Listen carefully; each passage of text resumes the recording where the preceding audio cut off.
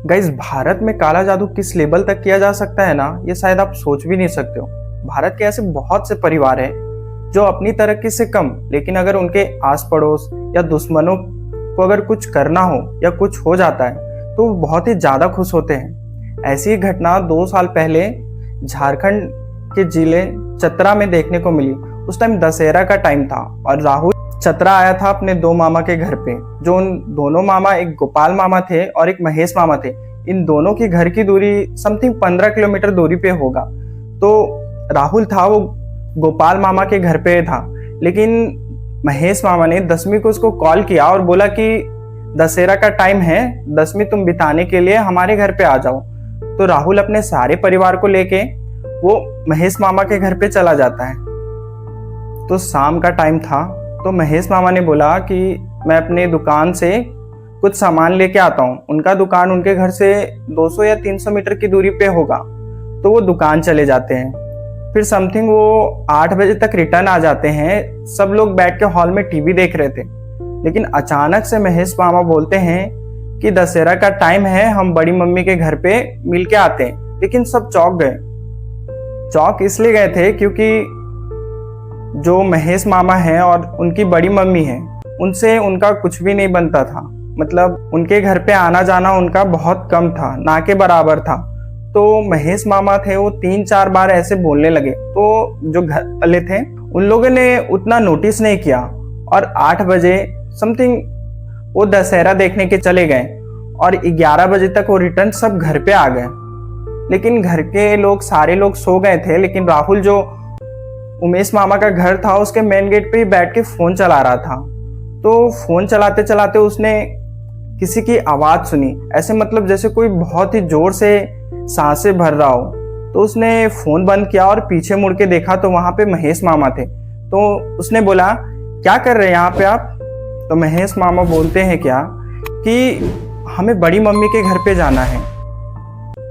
तो राहुल बोला कि आप पगला गए हैं क्या? ये कोई टाइम है? आप शायद सपना में चल रहे हैं, जाइए और जाके सो जाइए। राहुल उनको पकड़ के उनके रूम के साइड छोड़ देता है। राहुल भी आके सो जाता है और फिर लगभग 3 बजे, मॉर्निंग के 3 बजे अचानक से जो महेश मामा की बीबी रहती है वो चिल्लाने लगती है। तो घर के सारे परिवार आते हैं, तो वहां पे देखते हैं कि महेश मामा है वो पीठ के बल ऐसे करके बहुत ही जोर से चिल्ला रहे हैं। तो जो राहुल की मम्मी थी वो उनके पास गई।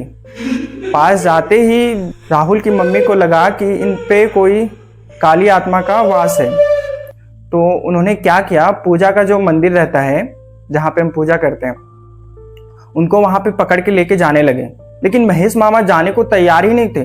वो बार बार सबको दूर फेंक कर गेट की तरफ और भाग रहे थे, लेकिन किसी तरह उनको पकड़कर पूजा रूम में लेके जाया गया। तो राहुल की मम्मी थी वो बड़े मामा को फोन कर देती है, गोपाल को।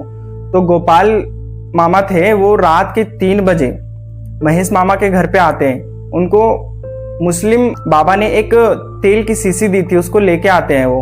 और जब वो लेके आते हैं तो सब लोग महेश मामा को बाल और यहाँ से पकड़ के ऐसे करके रखे रहते हैं। लेकिन जो महेश मामा रहते हैं वो, जो उन्होंने शीशी में तेल लाया था, उनको उसने कान में डालना था, लेकिन महेश मामा ऐसे करने ही नहीं दे रहे थे। जब वो तेल उनके कानों में गया तो वो बहुत जोर से चिल्ला रहे थे, बहुत ही ज्यादा जोर से चिल्ला रहे थे। तो जो गोपाल मामा थे वो बोले कि तुम चुप हो जाओ और जो भी हो यहाँ से चले जाओ। मैं जानता हूँ कि तुम कौन हो, अगर नहीं गए तो मैं सुबह गांव वालों को सभी को बता दूंगा कि तुम। जब गोपाल मामा महेश मामा को ऐसे बोलते हैं ना, तो महेश मामा एकदम चुप हो जाते हैं। उनके मुंह से एक जरा सा भी आवाज नहीं निकलती है।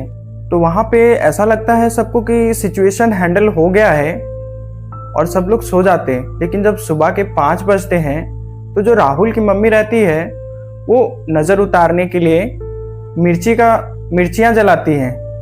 और जैसे ही मिर्ची जलता है तो उसका धुआं महेश मामा के साइड करती है।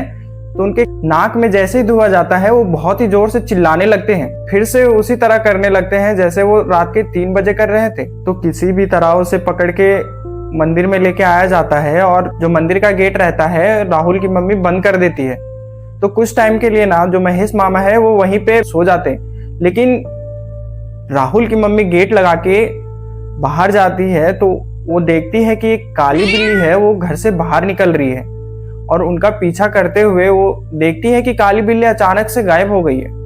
और जब राहुल की मम्मी घर पे आती है दोबारा तो देखती है महेश मामा एकदम बिल्कुल ठीक हो चुके हैं। तो कुछ टाइम होता है, गोपाल मामा महेश मामा को लेके उसी बाबा के पास जाते हैं जिस बाबा ने उन्हें तेल दिया था। बाबा के पास जाते हैं तो जो बाबा महेश मामा को बिठा के एक अगरबत्ती जलाते हैं। जैसे ही अगरबत्ती का धुआं उनके नाक में जाता है तो वो आत्मा फिर से आ जाती है उनपे, वो फिर से चिल्लाने लगते हैं। तो बाबा पूछते हैं कि तुम कौन हो, और तो वो बताती है कि जो महेश मामा है उसकी बड़ी मम्मी ने मुझे भेजा है। मतलब वो एक चुड़ैल थी जो महेश मामा की बड़ी मम्मी ने भेजा था उसके ऊपर। तो बाबा पूछते हैं कि अगर ये तुम्हारे घर पे चला जाता तो तुम इसके साथ क्या करती। तो वो चुड़ैल बोलती है कि हमारा सारा इंतजाम किया हुआ था, अगर ये घर पे आता हम विधि करते और इसको मैं मार देती। तो सब चौंक जाते हैं। बाबा बोलते हैं कि तुमने इसे वश में किया कैसे।